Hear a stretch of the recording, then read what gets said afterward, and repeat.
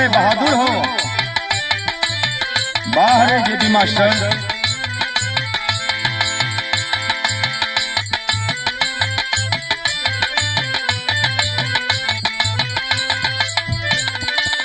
क्या बात है, शाबाश, बहुत बढ़िया सुरेंद्र भैया।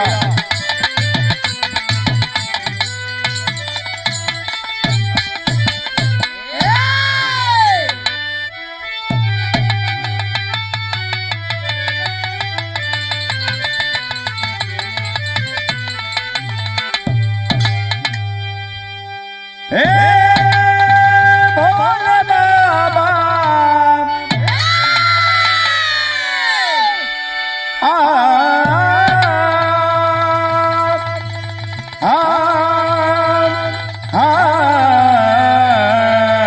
हो राम।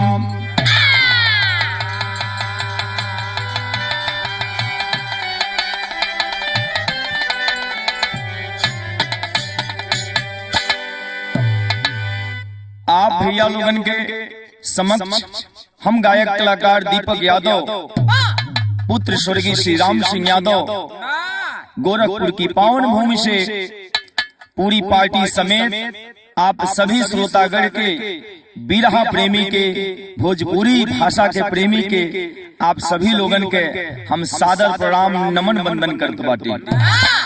आज कमलेश भैया की देखरेख में जवाहर फिल्म स्टूडियो के माध्यम से आप भैया लोगन के बीच में एक बिरहा हम भेजत बाटे।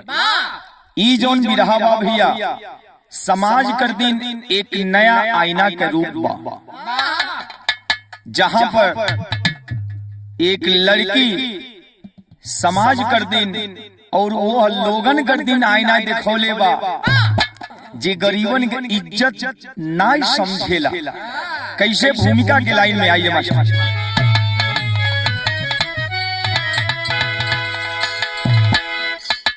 कर्म करेले दुनिया में मूर्ख मानो, ये काया बड़ी भाग्य से तूने पाया। खुद नरक उसका हुआ जग के अंदर, जो दुखियों को अपने हृदय से रुलाया। गलत करके शांति न तुझको मिलेगी, सदा वेद ग्रंथों ने है बताया। घर घर में डंका धर्म का बजेगा, जो गैरों का दुख अपने सर पर उठाया।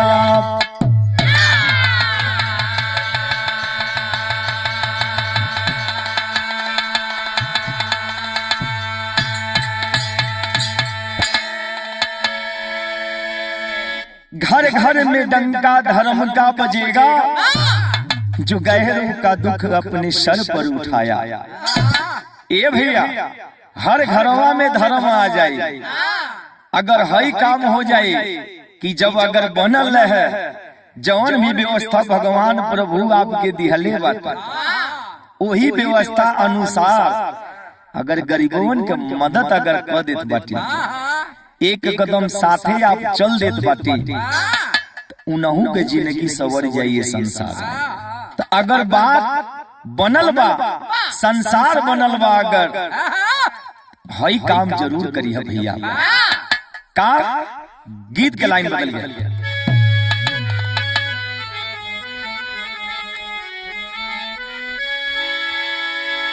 जवन बन बनाला,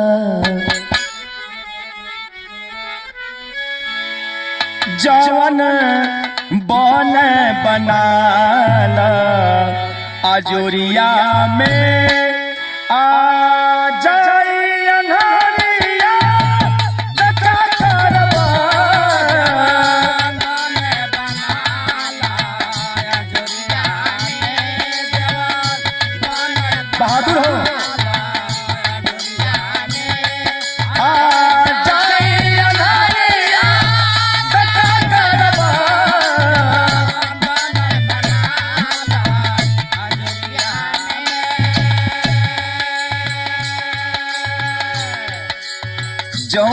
सके भैया अपनी जिंदगी में बना यथा शक्ति अनुसार, काहे से जिंदगी के भरोसा ना है कभी भी। क्या परमहंस आचार्य सही है ना? ई जिंदगी तबा बस, ई जिंदगी तबा बस दुई दिन का, ई जिंदगी तबा बस दुई दिन का। आ जाए खबरिया कता करबा,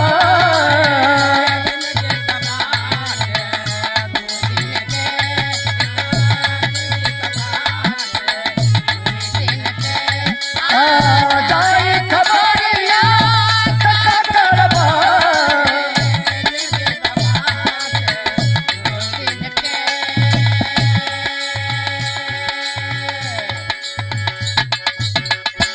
ई जिंदगी तबा बस 2 दिन के, आ जाई खबरिया त का करबा।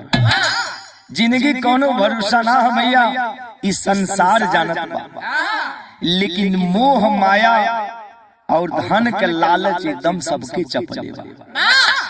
कहानी जौन बा एकदम सच्ची घटना है भैया। अपन दिल और दिमाग तनी एकन कुछ पल करती ना श्रोतागण से निवेदन बा कि जहाँ पर भी बाटी जौने प्रदेश में बाटी वो प्रदेश से अपन दिल और दिमाग लेकर तनी बिहार में चल जा, वहां से कहानी की शुरुआत है। का है?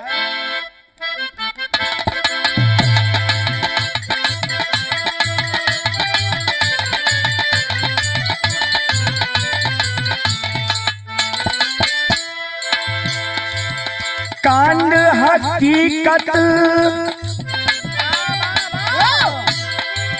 कांड हकीकत आरा जनपद का सुनाता हूँ, कांड हकीकत आरा जनपद का सुनाता हूँ। मनौता क्या होती से गीत में बताता हूँ।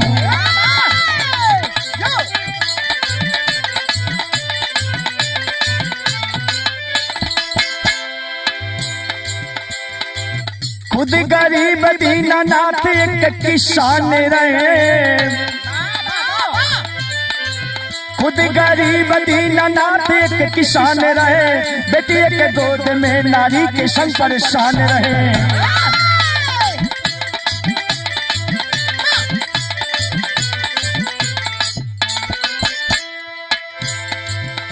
गरीबी में,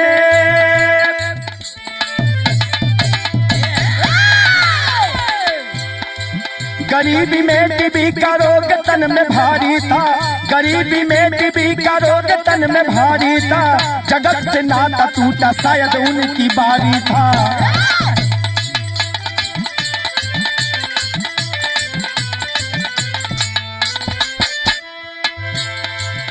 घर का बोझ, घर का बोझ सुषमा सर पे तब उठाई है, घर का बोझ सुषमा सर पे तब उठाई है। बेटी ममता को अपने मेहनत से पढ़ाई है।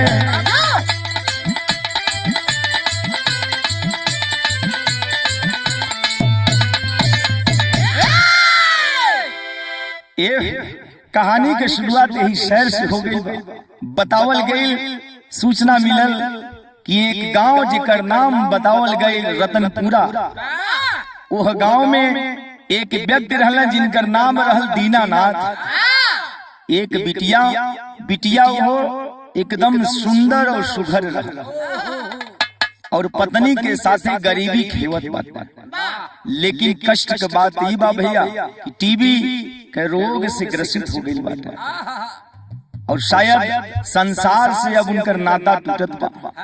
नाता जब टूटत बा वह समय अंतिम समय में कहले बाटे अपने धर्म पत्नी से सुषमा से कि हम तो जात बाटी, शायद विधि के यह मंजूर बा। ये सुषमा हाथ जोड़ के हम निवेदन करते हैं कि बिटिया के जौन बा पढ़ैया लिखैया कुछ नाम कर जाए संसार में, तबे हमन के गरीबी कटी। बाकी कोनो ऑप्शन नहीं बा। यह कहत कहत दीनानाथ इस संसार से विदाई ली है। लड़किया के मजदूरी करके ओकर माता पढ़ावत बाटी, लिखावत बाटी, लेकिन एक बात का चर्चा पूरे नगर में गुजरत बा। कौने बात का चर्चा होता? गीतिया के लाइन बदल गई।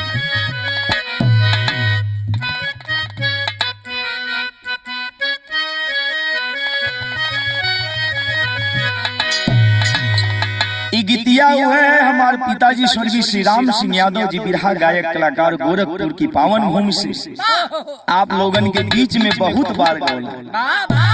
कैसे है?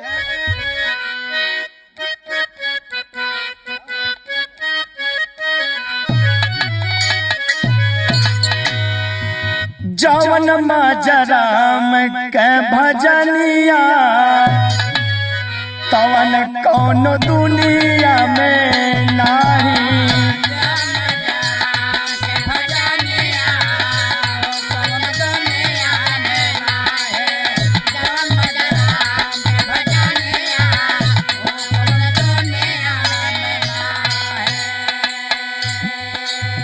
जवन माजराम का भजनिया तवन कौन दुनिया में नाही। जवन मजायापन दुल्हनिया, जवन मजायापन दुल्हनिया तवन कौन दुनिया में नाही।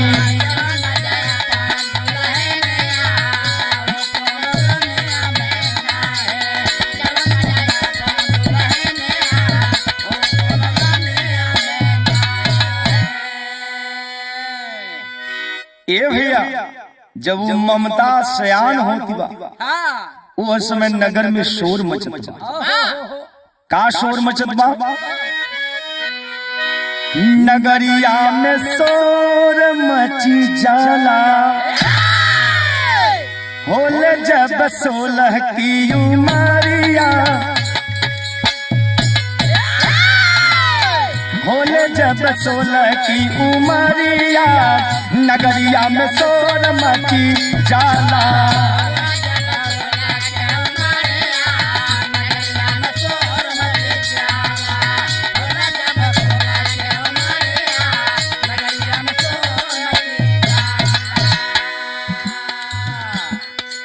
नगर में शोर मचत बा।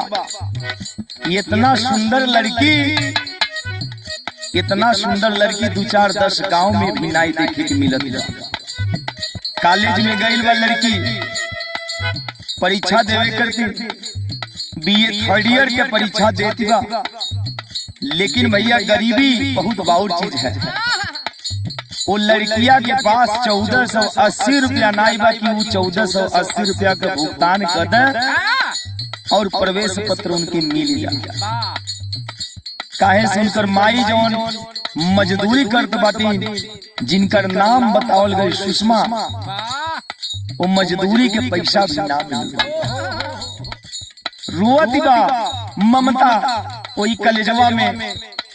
जब रोअती बा तो ओकरे पर एक लड़का के निगाह पड़ल बा। का परिचय बा लड़का के?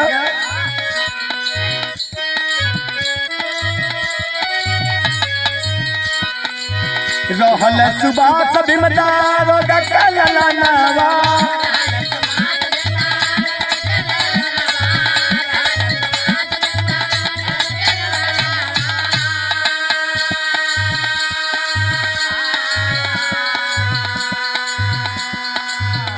लड़का के परिचय मिलल, ओकर नाम सुभाष रहल। भीम दरोगा साहब का लड़का रहल। नजर जब पड़ल बा ममता पर, कहत काहे रोवत बाटे? कहली हमर लेके पैसा ना आई बा, यही से हमके वंचित कर गइल बा परीक्षा दिले से। कहले बस इतनी सी बात है।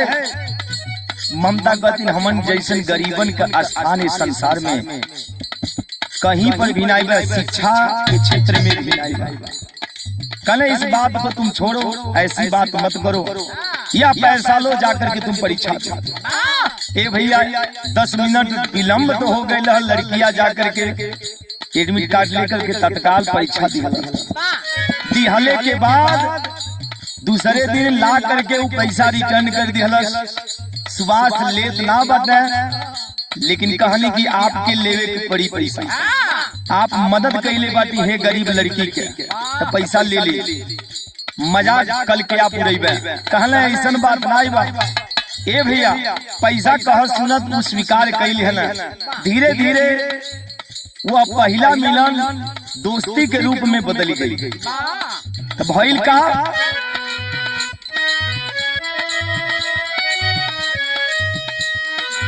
रहल सुबास बिमदार गकलनावा,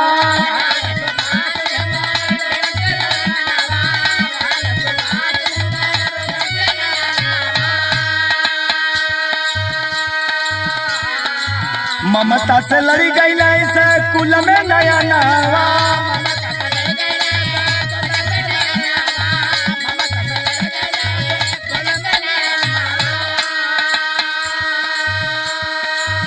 ममता से लड़ी गई इस स्कूल में नया नावा।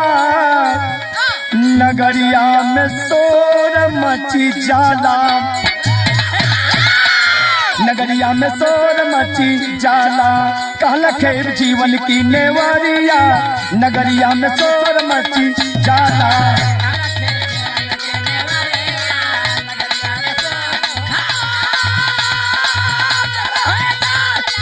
बहादुर हो।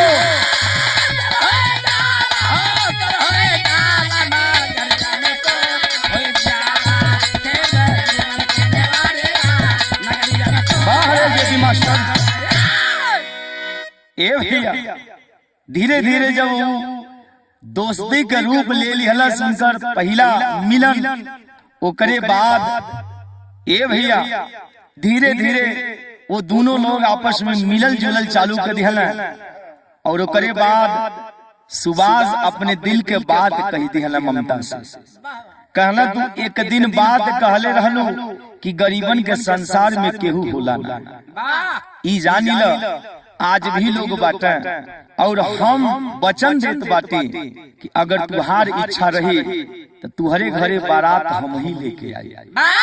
ये भैया इतना बतिया सुनले के बाद ममता की आंख में आंसू आ गइल बा और रो करके और उनके पैर पे अपन माथा रख दी। कहला से अगर इतना बात आप कहत बाटे हमके ही बतिया स्वीकार बा। ए भैया ई दोनों जनी के प्रेम स्नेह के चर्चा पूरा नगर में शोर मच गइल बा। आ जब शोर मचल बा वही समय भैया दरोगा साहब जे सुभाष के पिताजी रहले जिनकर नाम बतावल गइल भीम यादव, उ 4 दिन के छुट्टी लेके घरे आई रहले। और जब लोग बात करत बाटे और चर्चा वो होत बा तो सब लोग यह कहले दरोगा साहब से, का ये दरोगा साहब आपके बड़ा नाज रहल अपने इकलौता लड़का पर। आप ते कहत रहली कि इकलौता हमार लड़का बा पढ़ी लिखी डीएम बनी, इंस्पेक्टर बनी, लेकिन आपके हम बता दे कि ऊ लड़कवा पढ़ाई लिखाई पर ध्यान नहीं देत बा। एक गरीब एक ममता बा, वही लड़किया के चक्कर में अजुरा गई। ई बात के जब चर्चा होत बा दरोगा साहब से तो लोग कहत बाटे तुहार त नकिए काट लिहलस जौन पगड़ी और जो टोपी लगा के तू घूमत हवा, उ पगड़िए बोर दिहलस। ए भैया इतना बतिया सुनले के बाद दरोगा साहब के विश्वास न होत बा। डांट करके लोगों से बोले ऐसन काम तो हमारा लड़का नहीं कर सकेला। लोग कहला अगर बात पर विश्वास नहीं होत बा तो लड़कवा से जाके तू पूछ ला। लड़कवा से जब डांट के पूछत हवा तो लड़कवा स्वीकार कर लिहला से पूरा बतिया के। इतने पर दरोगा साहब का करत हवे, गीत के लाइन बदल के मास्टर जा।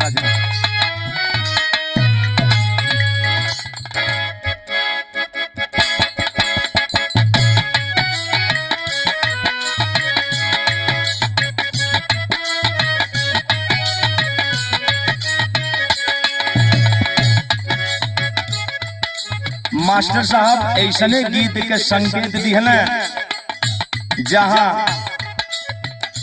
लड़कियां जौन बाऊ मोबाइल रिटर्न करने के बाद करत बा कि अब हम पराया धन हो गइल बाटे। हाई सामान जो मोबाइल दिहले बाटा एके तू ले जा। कैसे कहती बा?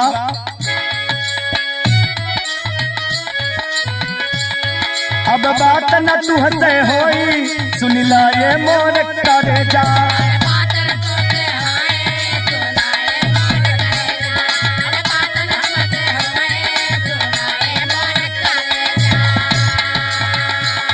दिहला जावन मोबाइल हुआ के हमसे ले जा।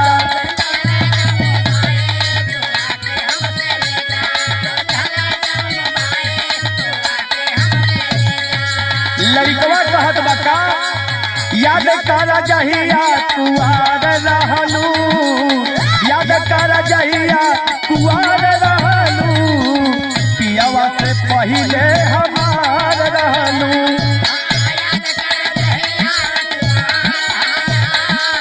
पियावा से पहिले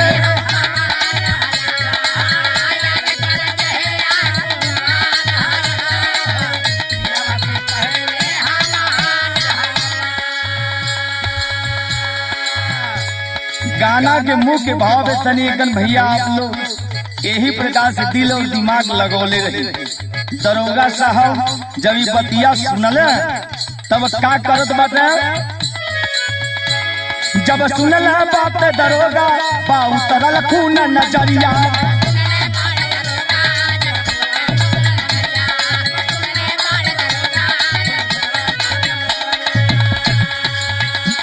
बेटा का कुलवा पोरबा, बेटा का कुलवा पोरबा, बागाली देता नगरिया।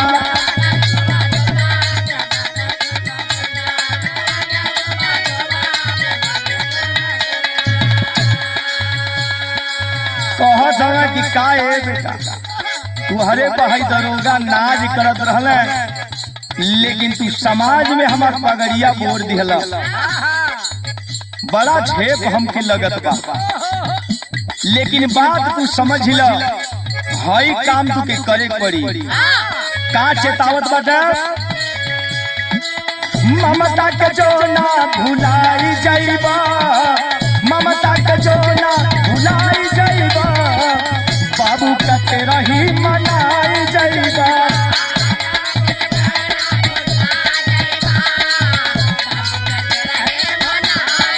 बहादुर हो।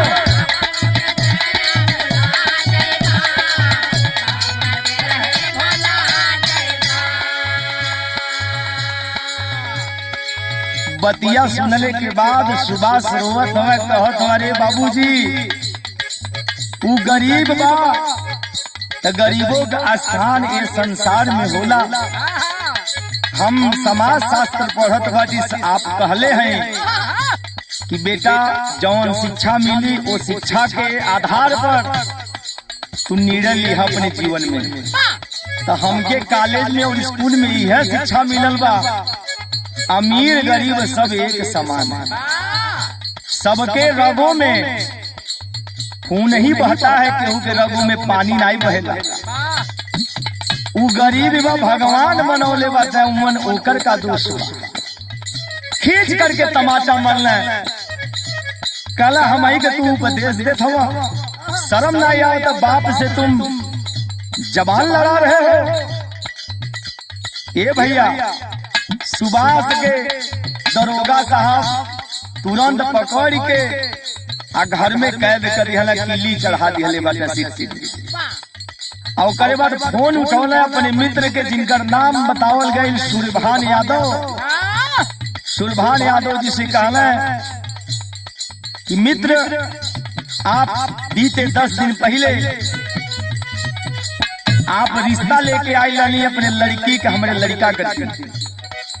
प्रिंसिपल साहब आप हैं, हम टाल दिहली बात के कि लड़कवा पढ़ी लिखी, लेकिन हमारा अब हार्दिक इच्छा बा कि आप आइए, अकेले मत आइएगा, तैयारी के साथ आइए, ताकि तिलक बड़ा अच्छा एक के पर चढ़ी जा। कैसे कहला?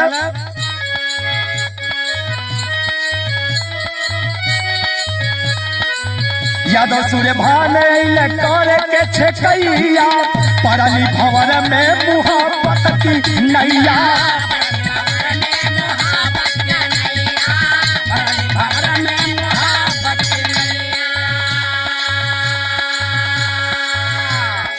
ठेकैया करे कर दिन सुरभान यादव प्रिंसिपल साहब जे रहले पूरा अपने मित्र मंडली के साथ हित दोस्त के साथ आ गईले बरक्षा करते।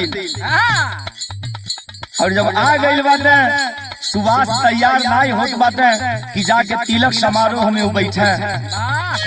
अंतिम बार कहत हमें का रीतिया रिवाज जो मिटाई देवा। अंतिम बार कहत हमें का कहत बाटे रीति और रिवाज जो भुलाई जाइबा। रीतिया रिवाज जो भुलाई जाइबा बाबू कहते रही मनाई जाइबा।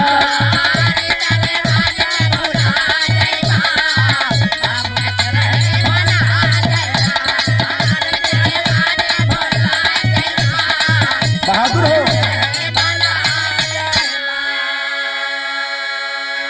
ए भैया सुभाष ई बतिया सुनले के बाद उस तिलक समारोह में जाके बैठ गई बाटा। तिलक के स्वीकार कर लिहला और ओकरे बाद तुरंत ममता के तरफ जब बढ़त तो दरोगा साहब पुनः शाम के ठेल करके कमरा में फिर बंद कर दिया। कहला है कि चौथे दिन तुम्हार शादी बा। यार सुरभान यादव जी जे प्रिंसिपल पद पे कार्यरत बाटे वो फूल के गदगद बाटे कि चलो 10 दिन पहले आई रहनी है दरोगा साहब के लगत दूसर भूत सवार रहल। एक लौत्या लड़का बा लड़की हमार राज करी जवन दहेज मंगला बहुत कम में बा। 5 लाख रुपया दे के अब बुलेट दे के ए भैया मुस्कियात के ई प्रिंसिपल साहब अपने घर के तरफ चली गई। पैसवा से रिश्ता तो अब बनहात बा लेकिन मंजूर नहीं बा सुभाष। वही कोठरिया में से सुभाष फोनवा निकाल के अब ममता से एक बात कहत बाटे रो के कहत बाटे। का कहत बाटे गीत के लाइन बदल के मास्टर आजा।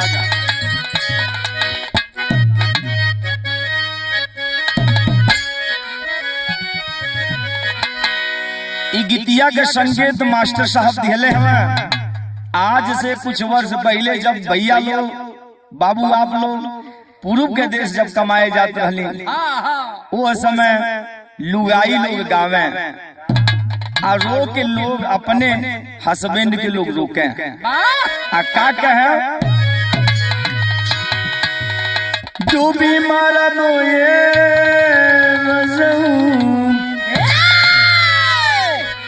ये गीतिया हमारे पिताजी स्वर्गीय श्री राम सिंह यादव बिरहा गायक गोरखपुर से आप लोगन के बीच में बहुत बार भेजल है। नमन है अपने पिताजी के। का कहे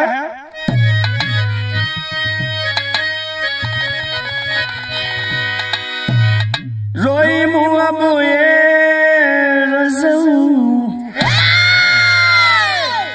रोई मुआ मुए जय बजो पूर्व के दसवा।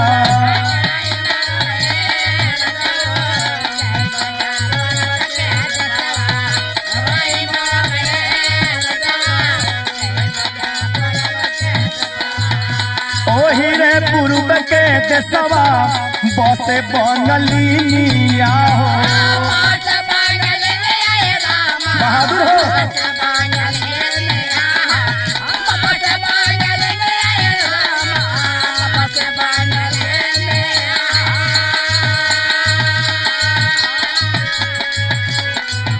जादुआ चला के तुहरी जादुआ चला के तुहरी मारली हनुमतिया रजऊ जय बजो पूर्व के दसवा रोई मुअब ये रजऊ जय बजो पूर्व के।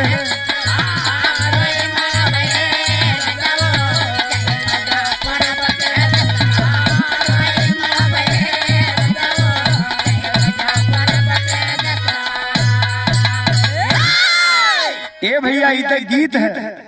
सुभाष फोनवा निकाल के ममता से रो के कहत बाटे। का कहत हो यही भाव में आओ मास्टर। रोएला सुभाष ममता सूझे ना उपैया हमके।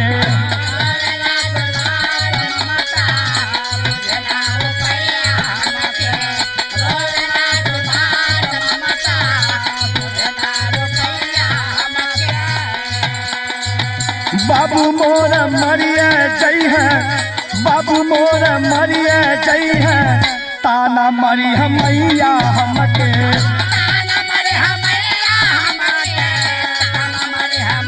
बहादुर हो।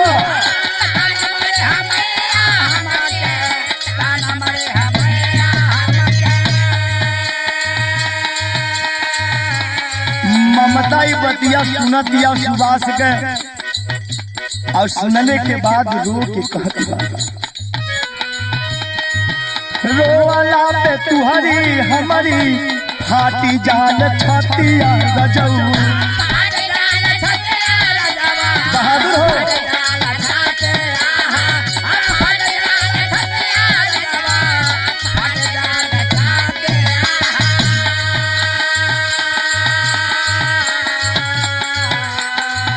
का सुभाष जी तू का जानत हो कि तू ही के कष्ट बा। अरे जब तू रोवत हो तो हमारे करे जवाब फाटी जाता। तू हरे दियो गवा जहुराम, तू हरे दियो गवा जहुराम, हमहु दीन रतिया रजऊ,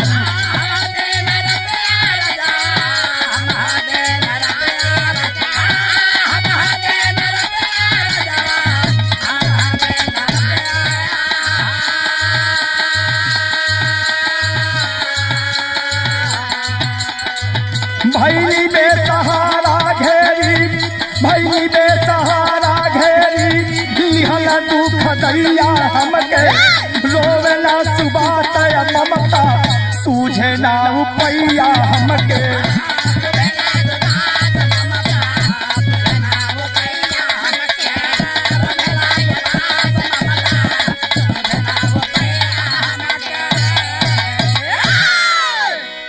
इतना बातचीत भइल, दोनों जनी रोअत हमें बिलखत हम वही होने पर कि लगता हमन के जवान वचन दिहले रहली एक दूसरे के उ पूरा ना हो पाई, उ कसम टूटी जाई। और ई कसम तोड़ता धन और गरीबी। ए भाई धन और गरीबी दोनों मेल होते नहीं। ममता एक बात के लेके अपने दिमाग में चिंतन करती बा, का कहती बा तेरे के भाव में आ जा।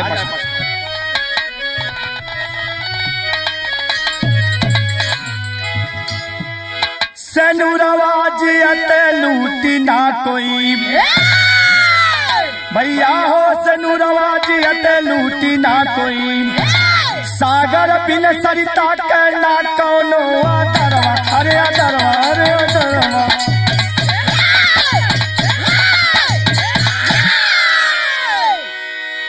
सागर बिन सरिता के ना कौनो अदरवा, सिनुरवा जियते लूटी ना कोई। ममता सोचत बा कि हमरे जियते हमरे हक का जौन सिंदूर बा दूसर के नाई ले सकेला। जब देखत बा कि तिलक के बाद 2-3 दिन बीत गए, उधर से फोन अइबे नहीं कई, तो अपने फोन लगा के सुबास से ई बतिया कहती बा। का कहले बा मास्टर?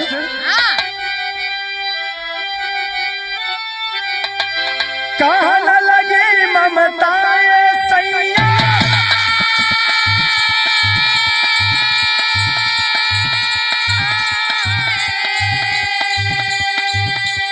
नव तो काना अधिका,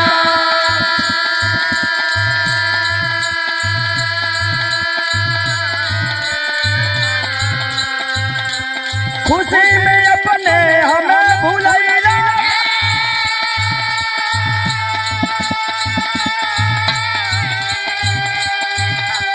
बतिया सगरो दिहला दिशा,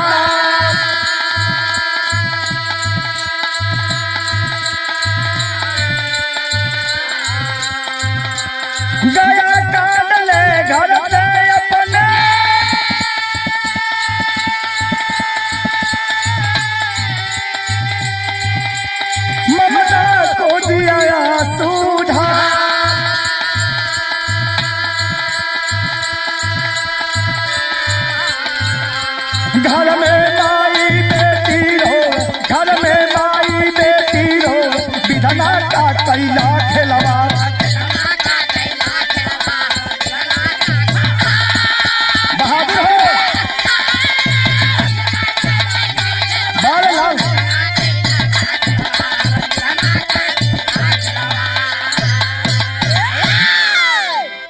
क्या बात है।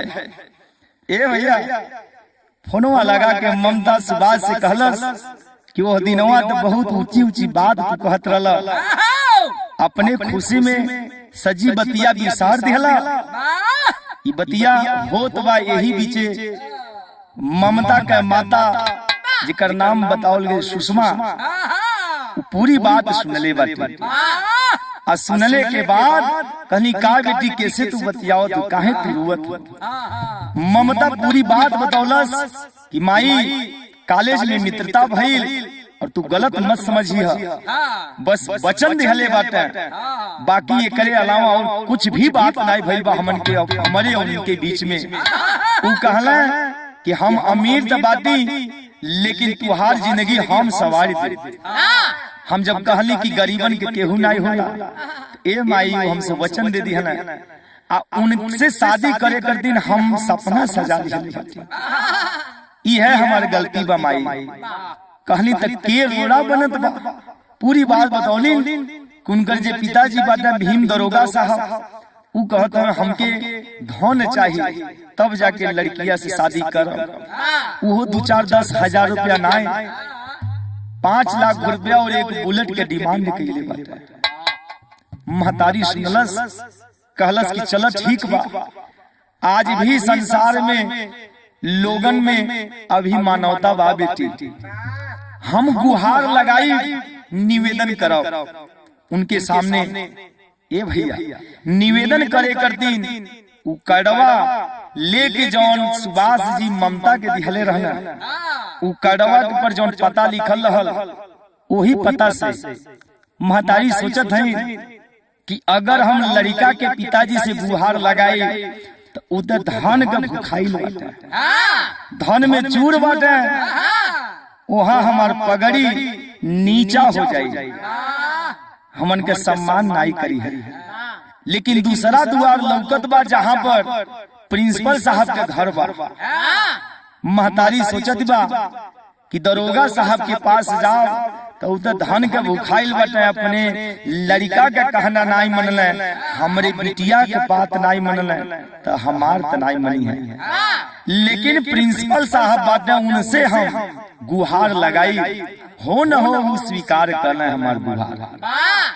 यही आस में माई और बेटी दोनों जनी जात बाटी। कहा जात बाटी? गीत के लाइन बदल के मास्टर आजा।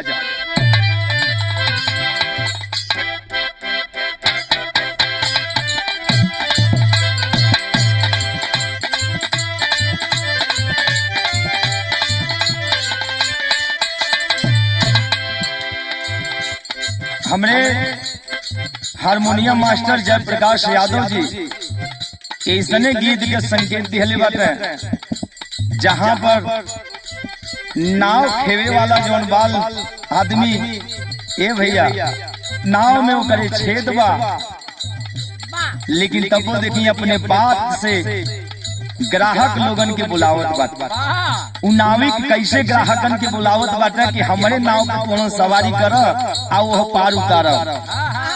यही भाव में कहले का के हउए पार के जवैया, के हउए पार के जवैया, फूलत बनैया,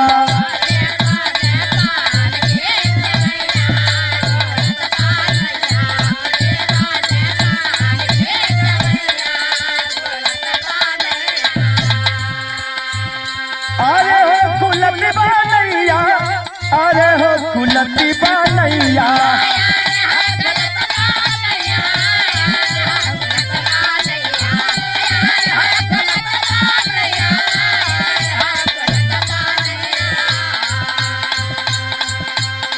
नदी बीचे आवे मीठी होइया, फूलत बनैया।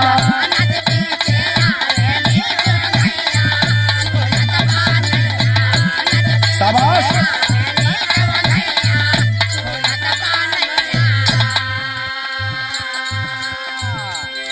महतारी और बेटी दोनों जनियों कार्ड के सहारा लेकर के घर पर ताला लगा के आ एक ठे पत्र वही सिटकिनी में लोग दाब दिहली कि अगर तीसरे रोज तक अगर हमन के नाई आवल जाई तो हमन के जौनी एक कमरा मकान बा इस सरकार के तुहनो हम दे दी गाँव वाले भैया। अब हमन के जियले में कुछ बा ना। इतना बतिया लिखले के बाद अब पत्र वहां जुगन रखले के बाद बेटी और महतारी दोनों जन लोग कार्ड लेकर के जात बाटी। कहा जात है माई बेटी चलनी छोड़ी बखरिया, माई बेटी चलनी छोड़ी बखरिया ना करिया पर से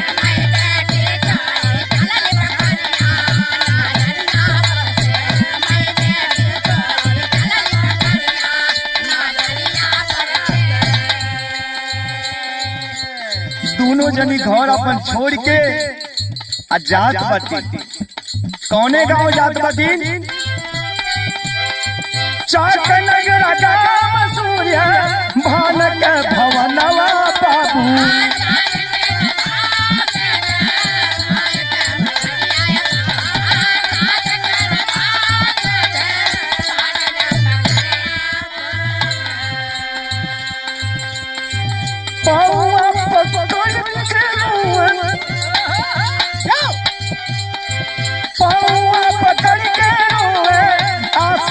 नया नवा बाबू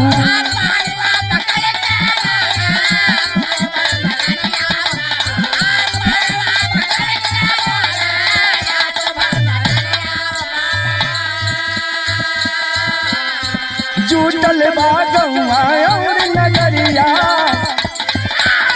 जूटल बागौआ और नगरिया नाचरिया पर से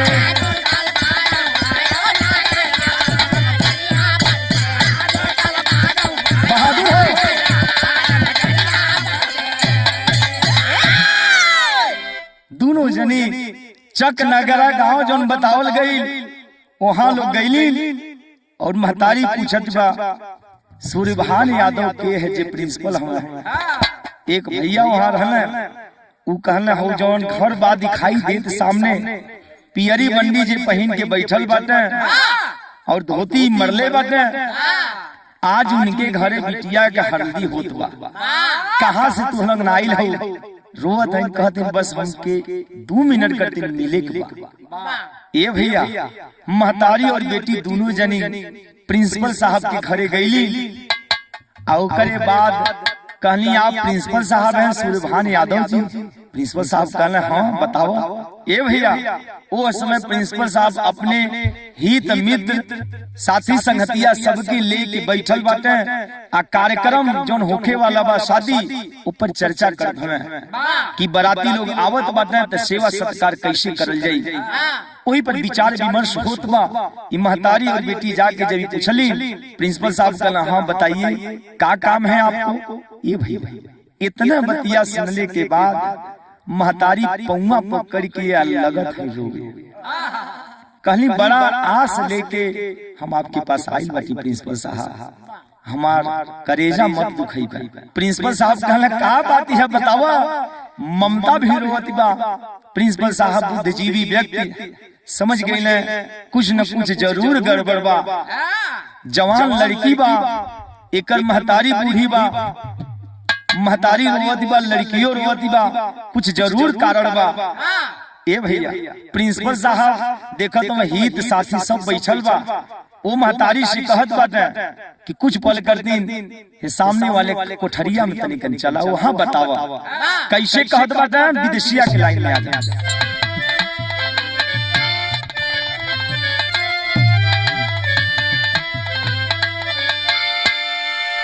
कहे सूर्या बानाईता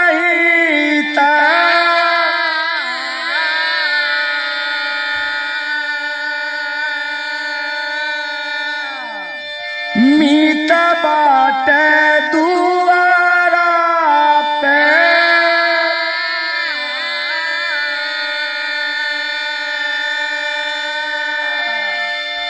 चला मोरी बेटी चला भीतारी बाखा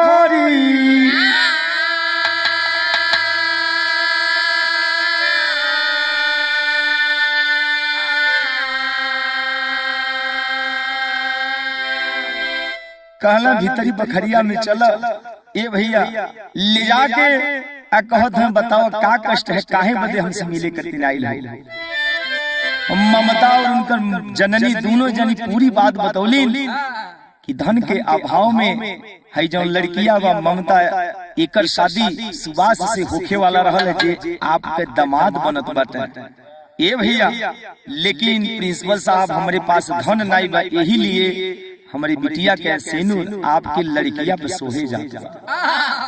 आप अगर चाहते तो कुछ परिवर्तन कर देते, हमारो लड़किया के जीवन संवर जा। ए भैया प्रिंसिपल साहब कहत हैं कि आखिर में क्या चाहत बाटे। ममता कहली कि हम प्रण कलिहले बाटे कि शादी सुबास से ही हम करब। अब फोटो जब खिंचौले रहली वो दिखा देहनी प्रिंसिपल साहब के। प्रिंसिपल साहब सोचत हमें यही के मारे भीम दरोगा साहब जल्दबाजी में कर दिहला शादी।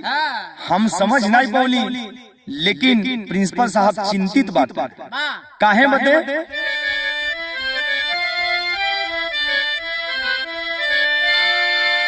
खुद जे के पैदा कैली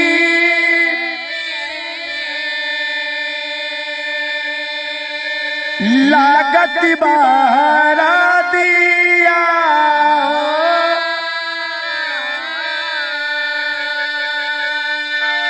सावन भादवा बन के बरस ना जारी।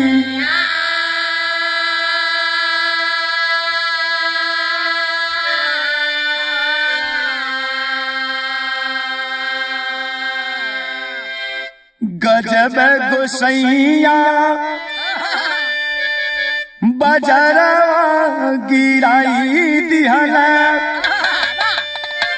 खेई पहिले घर की धर्म कहने वारी।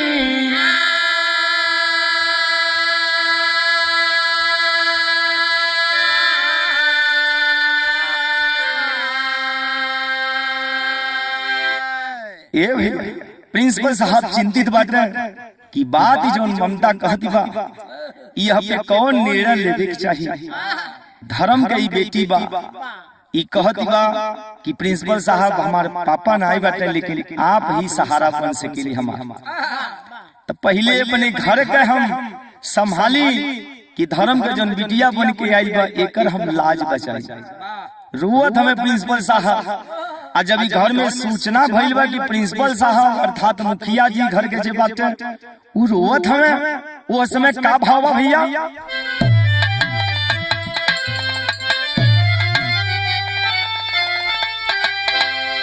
घरवा का लोग जानला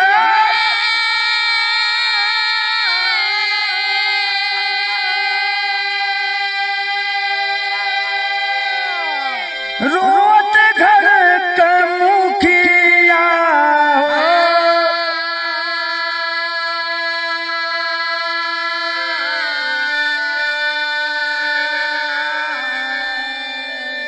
दुखिया बानी भगल अइली पियाही गुजरिया।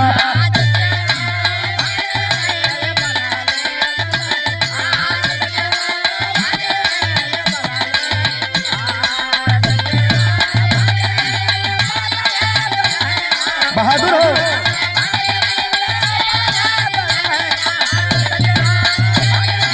पियाही गुजरिया।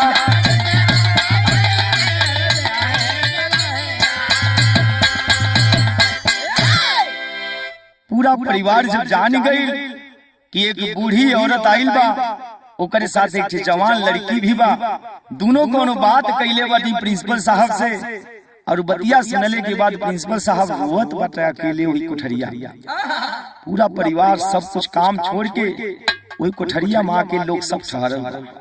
पूजा जे प्रिंसिपल साहब के लड़की बा जेकर हरदी लगता वही अंगना में, उहो कूद के भागल आवत बा। आ ओकरे बाद सुनत या पूरी बात, आ पूरी बात सुनले के बाद पूजा रोवती बा कि हाय रे हमारी किस्मत, शादी भी एक होत बा वो हमें ऐसन विघ्न पड़त बा। ए भाई सब अवाक बा, केहू कुछ बोलत नहीं। महतारी जब सुनलस और देखत बा सबके कि केहू कौनो उत्तर देत नहीं बा। ई सोचली कि लगता यहाँ से निराशा ही हाथ लगी। मुंह गिरा के दोनों जनी रोवत के आ लोग जात बाटी वही समय पूजा कहली कहाँ जात बाटी। कहत हैं बहनी का करी तू हरे हरदी है, तू सुखी रह संसार में, सुहागन रह और जान दो बेटी जैसे तुहर शादी होत बा वो हमारे लड़किया के होखे वाला पति रह, लेकिन गरीबी बहनी संसार में बहुत बुरा होला। कैसे कहत बाटीन गीतिया के लाइन बदल गई मास्टर राजा।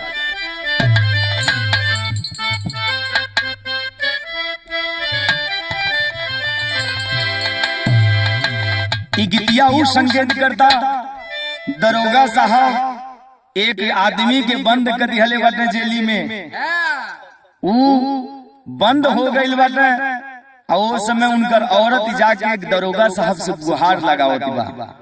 आ का कहत बा,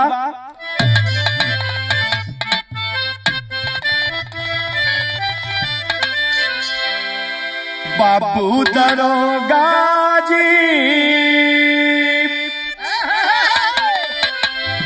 अरे बाबू दरोगा जी कवन कावनवा बनहला पियावा मोर, बाबू दरोगा जी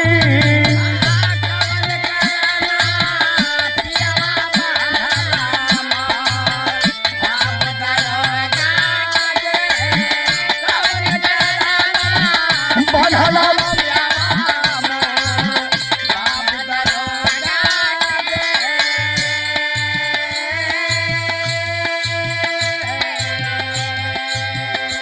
भैया बाबूजी आप लोगन के बता दी कि जौन लड़किया के हरदिया लगत बा पूजा के वही लड़किया से ममता का माई कहत बा आशीर्वाद के रूप में। का कहती बा,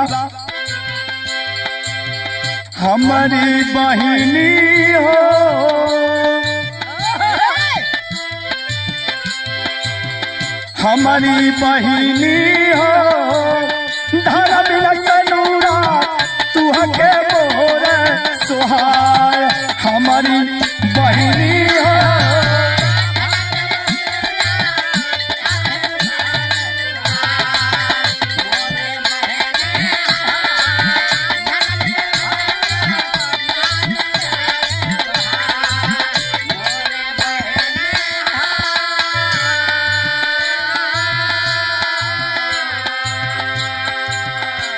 रो के और यह आशीर्वाद देती बा वो बूढ़ी माँ। और आशीर्वाद दिहले के बाद दहलीज पार करत बाटी। पूजा कहत दिन कहाँ तू हलोन जात बाटू, रह लोगन शादी उदी देख ली। कहत बाटी का जहर खाई बोला डूब के मुँह, महतारी कहत बा का जहर खाई बया डूब के मुआ में कैसो जान गवई में ए बहिनी,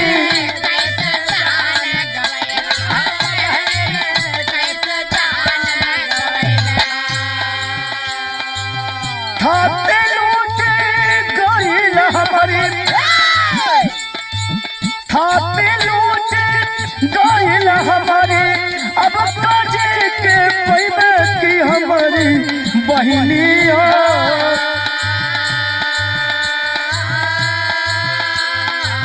हमारी बहिनी हो काढ़ा बरतिया दुआरे जाई है आय, हमारी बहिनी हो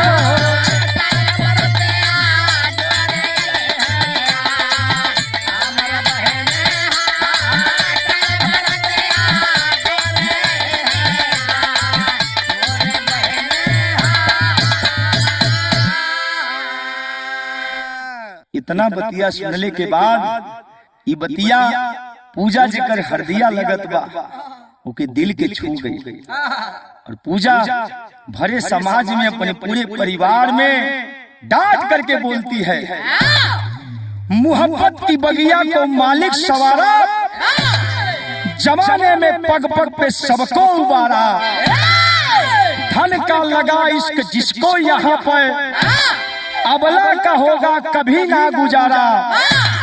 तेरा सुख छीन करके मैं ना जीऊंगी, सिंदूर तेरा आज हो तुझको प्यारा।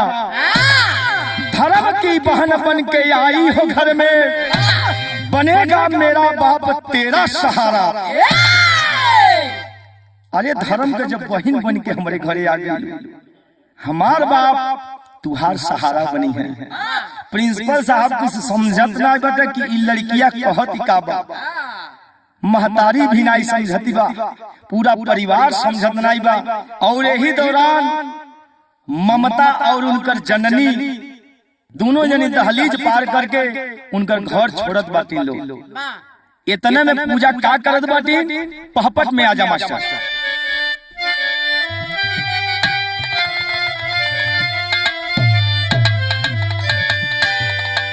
पूजा बढ़ी के धैली हरी अकवरिया चला बखरिया में, अकवरिया चला बखरिया में। बाप के जिया के डूबे न देवे पगड़िया चला बखरिया में।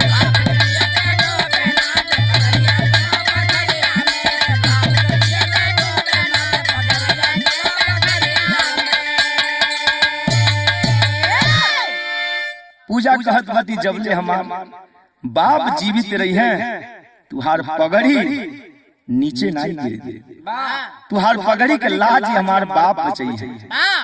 ए भैया तुरंत ममता के पहिया पकड़ के वही अंगनवा में जहाँ हरदिया लगत बा वही बैठा दिहलस। अब बैठौले के बाद देखन जाऊ पूजा करत का बाटी। हरदी पियरी लगी लगाने, छोड़नी हाथ कंगनवा हो। जेबा देखत गाँव पड़ोसी, बरसन लगे नया नवा।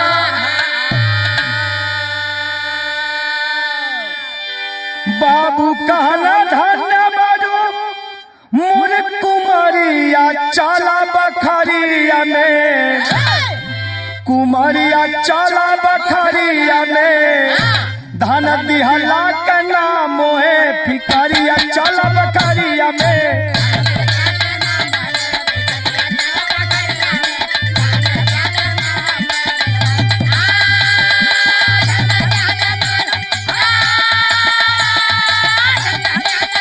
बहादुर हो,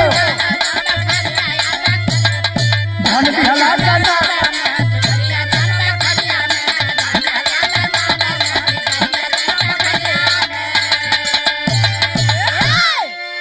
इतना बतिया सुनने के बाद ये भैया प्रिंसिपल साहब भी कुर्सिया छोड़ के खड़ा हो गई।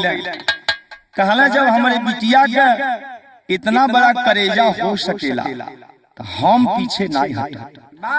बिटिया जब कुर्बानी दे सकेले अपने सिंदूर के, होखे वाला सिंदूर के, तो हमहू कुर्बानी दे दे। जवन भी धन दिहले बाटे समझब एक थे और लड़की हम कन्यादान कर दिया। का सुरेंद्र भैया, ये भैया ऐसे लोगों की जरूरत है अपने भारत में। लेकिन भैया आज पैसे के नशे में लोग मानवता को भूल गए हैं और यहाँ पूजा समाज के लिए एक आईना दिखाने का कार्य किया है। ये भैया ऐसा ऐसा लोग भी ये धरती पर बाटे जिनकर गुणगान हम गौले पर मजबूर बाटी। आल्हा में आइए मास्टर, क्या कहना है।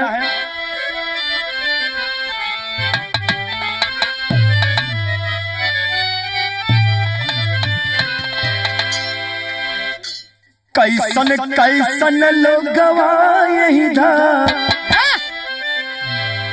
कैसन कैसन लोग गवाए इधर। रातिया पे अइला बाबू,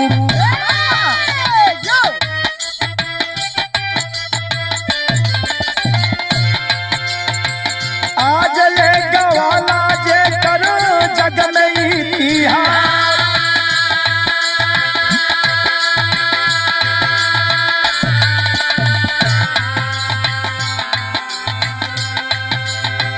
खूब सज के दुआरा पर, खूब सज के दुआरा पर आइल बाबा रतिया भैया।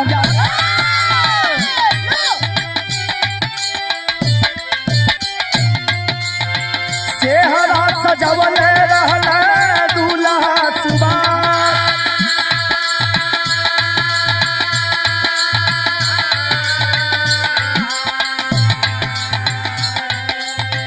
कैले कन्यादान मुखिया, कैले कन्यादान मुखिया, भेदवा न जानल केहू।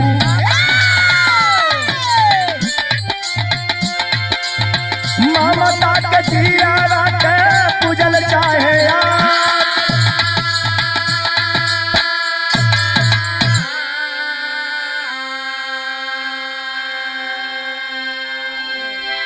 ए बाबूजी। बारात खूब सज धज के दुआरे पे आ गइल बा, सेहरा सजा के सुबास भी आइल बाटे, हंसत हमें मुस्कियात बाटे, लेकिन अंदर उनके पीड़ा त बा। ई हंसी और मुस्कुराहट लोगन करतिन बा ताकि ई लोग न कहे कि दुल्हवा कैसन आइल बा। पीड़ा तो बहुत बा उनके दिल में, लेकिन बस कुछ नहीं चलत बा। ए भैया मुखिया दाद जी प्रिंसिपल साहब रहले, कन्यादान कई दिहल। कन्यादान कैले के बाद जब लड़का पुनः आंगन में आइल बा सिंदूरदान करे करती, वो समय भैया जब मारो में दोनों जनी के नजर मिलत बा, वो समय मामला कुछ गड़बड़ होत बा। का होत बा? ठुमरी में हंस आजा मास्टर।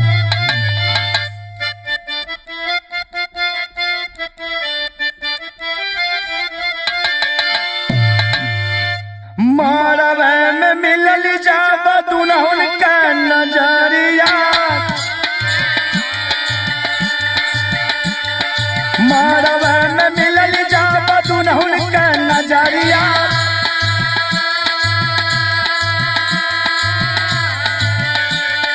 भइल मोहब्बत पर भारी बिसावा,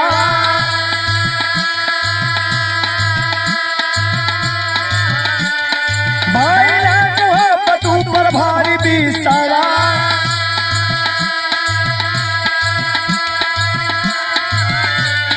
जे यार बिंद आइल रहला परतिया,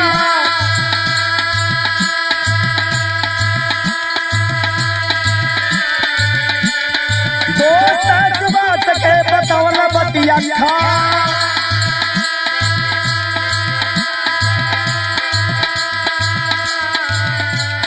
भोर में विदाई हो बरसल नजरिया।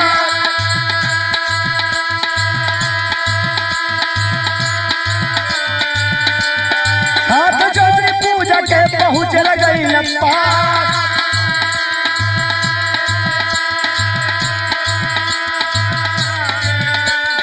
हाथ जोड़ी पूजा के पहुँच गई पास।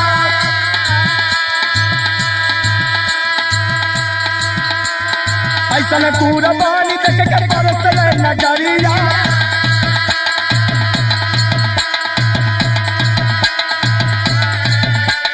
जिंदगी के हमरे का बुराई दे बुआ,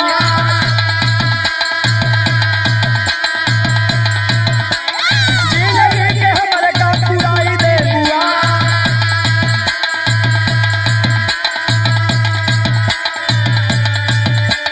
जिया तो भारत पूजा में के पयरिया,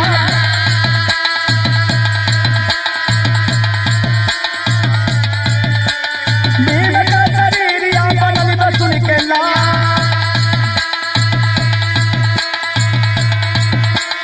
भीम का शरीरिया बनल बसुन के ला।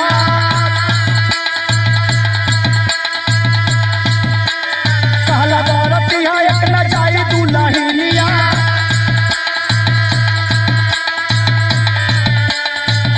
पूजा पूतरी पे कैला भी सवार,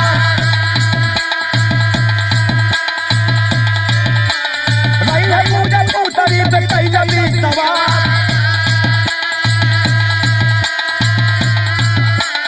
आइले अरविंद जी का पूरा परिवार,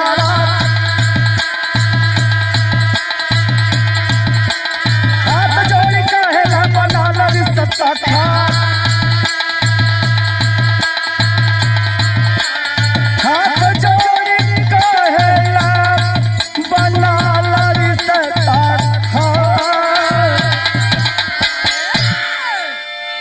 भैया जब सिंदूरदान करे कर दिन सुबास सेनूर उठा के और मांगी में सजावे जात बटे, वही समय उनका नजर पड़ल ई त ममता के चेहरा। असमंजस में सुबास पड़ गई, लेकिन विश्वास उनके नाई होत बा।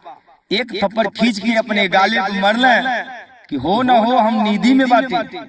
फिर झपकी मार के देखत हमें, फिर ममता का ही तस्वीर उनके अखिया के सामने बा। सोचत हमें, चिंतन करत हमें कि लगता हम प्यार में दीवाना हो गइल बाटी। यही लिए पूजा के रहिया ममता के नजरिया बा। ये भैया आंगना में दूल्हा जब जाला तो वैसे भकुआ बनल रहे। सोचल चला कोनो बात नहीं है, जौन कुछ भी है जल्दी से सिंदूरदान कह के जीव छोड़ा के हम सिंदूरदान कह दिया। लेकिन ई बात सोचत हमें कि आखिर में बैठल बा जौन दुल्हनिया ई ममता है कि पूजा है, विश्वास होत नहीं बा। भाग के गइल बा नहीं बारात में अपने मित्र के पास, जिकर नाम बतावल गए अरविंद। वो जूनियर इंजीनियर पद पर कार्यरत रहल। मितवा के कहने, सुन अरे बाबू ये मित्र, हमरे एक बात में विश्वास से नहीं होत बा, अद्भुत आज हो गई। अरविंद कहना, का बात हो गई? जेकर हम सिंदूरदान कैली, अरे वो तो ममता रहल। कल रे प्यार में पागल हो गई बटे, ऐसा मत कहो, पूजा ही रह। कहला मित्र, हम कबो जिंदगी में तुझसे झूठ नहीं बोले हैं, आज इतना बड़ा हम झूठ नहीं बोलत बाटी। कहला हम झूठ मित्र तुझसे जिंदगी में बोलले नहीं बनी, हमरे बात पर तू विश्वास कर। कहला ऐसा बात बा? कहला हाँ। ए भैया दूल्हा के पकड़ के अरविंद जी उनकर मित्र रहले, उ गइल बाटे वही बखरिया में। और ओकरे बाद एक लड़की रहल, उसे कहला कि जाके पूजा के बुला के ले आओ जेकर सतिया। लड़किया का पता के माजरा का बा। गइल कहलस कि दू जनी बहरवा खड़ा बने, दूल्हा भी बाटे, पूजा दीदी के बुलौला है। पूजा तुरंत बहरवा निकल गई। कहली हाँ बताओ। ये भैया अरविंद जी कहला कि पूजा आप अगर इस स्थिति में यहाँ पे हैं तो आप बताइए कि सिंदूरदान के कर। पूजा कहली कि ये बात के चुपचाप के जाने मत, तू ही दू जनी जनल तो जनल किनारे ले गई। सुभाष की कहली कि गरीबी का भी इस संसार में जीवन होता है। और हमार बाप कहना कि कोनो बात नहीं है, हमारे बिटिया के शादी नहीं हुई तो का दिक्कत बा। धर्म के जन बेटी आई बा ओके हम सहारा बना। यही बदे हमारे स्थान पर वो ममता के बैठा दी हमारे बाबूजी। हमारा भी दिली इच्छा रहा। इतना बतिया सुनने के बाद ये भैया अरविंद जी ते हाथ जोड़ के पूजा के सामने खड़ा हो गई। सुभाष एकदम मने गदगद हो गई बाटे कि चला जौन हमारी इच्छा रहल वो पूरा हो गई। ई बात भैया पूरा बारात वाले सब जान गए कि शादी दूसरे से हो गई। ये सब पूरा मैटर ओपन हो गई। ओपन भइले के बाद पूरा बर्तिया दरोगा साहब के लोग कोसत कि का दरोगा साहब, अरे तू थाना में निर्णय करेला, अमीरी और गरीबी में तुहार संविधान नाई कहेला कि एमन परिवर्तन होके के चाहिए, एमन भेद होके के चाहिए, सब एक समान है। लेकिन तू सज्जी नियम कानून और संविधान के दरकिनार कर दिहला धन करके। लोग लगा है मर्दवा इतना धन कमैला तू की कमी कम में बा। सब कहत बा। और वही बीच अरविंद जी पूजा से हाथ जोड़ के कहना कि शादी तो हमार बहुत आई, हम केहू के अभी स्वीकार नहीं कैले बाटी। लेकिन हमके अब ई महसूस होता कि आज अगर तुके अस्वीकार हम कह दे तो जीवन में तुहरे ऐसा लड़की हम प्राप्त नहीं कर सकते। कहले हमार हार्दिक इच्छा बा कि तू हमार अर्धांगिनी बन जा। ए भाई सुभाष जी कहो तुम्हारे बनी जाई, जूनियर इंजीनियर के पद पर कार्यरत बाटे। अब इतना बढ़िया रिश्ता कहाँ मिली? प्रिंसिपल साहब अइले। प्रिंसिपल साहब ई बात सुनले के बाद उन्हों के सहमति हो गई। पूरा बर्तिया कहने की जाई तो ये घर से दू दुल्हन जाई, नहीं तो पूरा बारात यही धरना दे। का प्रिंसिपल साहब तू कुर्बानी अगर दे सकेला तो तुहरो लड़की के मांग सजे के चाहिए। पूरा व्रतिया ठानी के बैठ गई। ये भैया भोर के समय 5 बजत रहल। अरविंद जी तुरंत अपने मम्मी पापा के फोन कैले, वो एकलौता रहल। अब फोन कैले के बाद कहना मम्मी पापा तत्काल जहाँ बाटा तुहन आ जा हे गाँव में, चकनागरा गाँव में आओ। दुल्हन मिल गई, सिंघोरा मिले तो मिले, न मिले तब कोनो बात नहीं बा, बस तुम लोग आ जा। ये भैया दोनों जनी मम्मी पापा लोग आ गई और ओकरे बाद स्वीकृति हो गई बात पर। आ सब जनी एक बतिया कहत बाटे प्रिंसिपल साहब से, का कहत बाटे खड़ी के भाव में आओ। यह प्रकार से खड़ी स्वर्गीय हीरालाल यादव जी बोलत रहना, प्रयास हमहू करत बाटे, देखल जात बा। कैसे बोले दादाजी? ले सिंघोरा जैसा बरसाए के,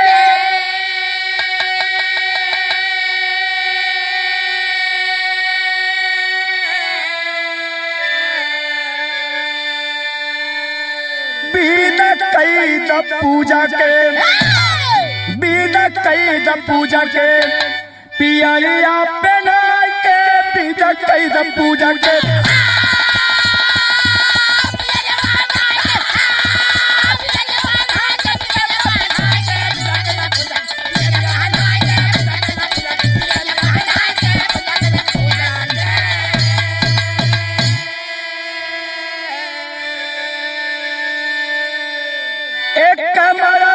चलनी दोनों दुल्हनिया, गाँव पड़ोसी का धन बिटिया,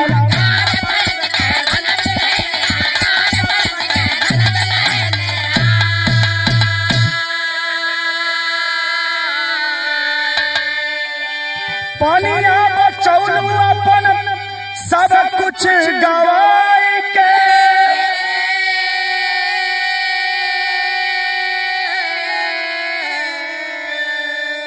बीत कई द पूजा के, बीत कई द पूजा के, पियरिया पहना के, बीत कई द।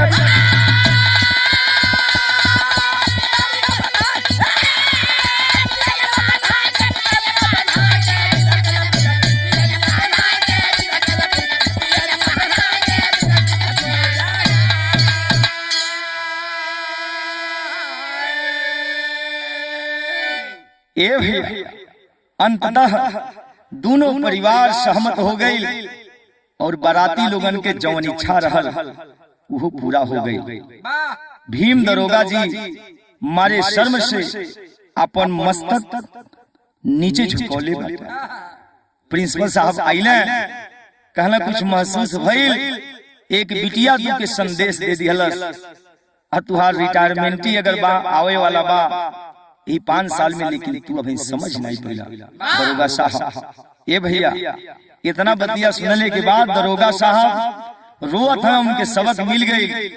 सब भैया लोगन के सामने हाथ जोड़ के क्षमा मांगले, कहले ये गरीब बिटिया के हम अपनावत बाटी और वादा करत बाटी ता जीवन के कोनो कष्ट नहीं हो, और निवेदन कैले संसार से कि हम नादानी कर दिहली, लेकिन भैया लोग आप लोग कबो नादानी मत करबे। जैसे सहमति हो जा वही अनुसार यथाशक्ति जेकरे पास जौन भी रहे आप लोग रिश्ता स्वीकार कर लेगा। कहानी यही भैया खत्म हो गई। घराने का परिचय देते हुए कहना है, स्वामी रमन कहे बिहारी होरी का उपदेश,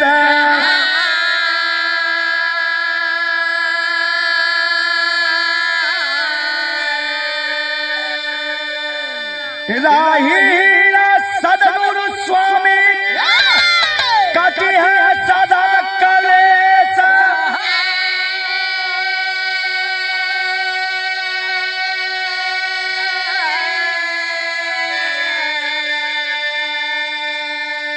अरे सनुरवाज लूटी ना कोई भैया, सनुरवाज लूटी ना कोई।